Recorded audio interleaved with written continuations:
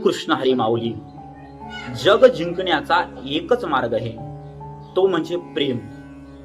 कारण ज्या रावणानं भक्तीच्या बळावर भगवान शंकरासहित हिमालयासारखा पर्वत उचलला, तोच रावण शक्तीच्या अहंकारामध्ये अंगदाचा पायही हलवू शकत नाही.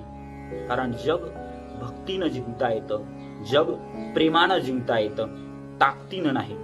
शास्त्र म्हणते अहंकार हा दारू सारखा राहतो, स्वतःला सोडून इतर सगळ्यांना कळतं की याला किती चढलेली आहे, पण स्वतःला कळत नाही. जगात मोठा होण्याचा एकच मार्ग आहे, स्वतःला लहान समजा.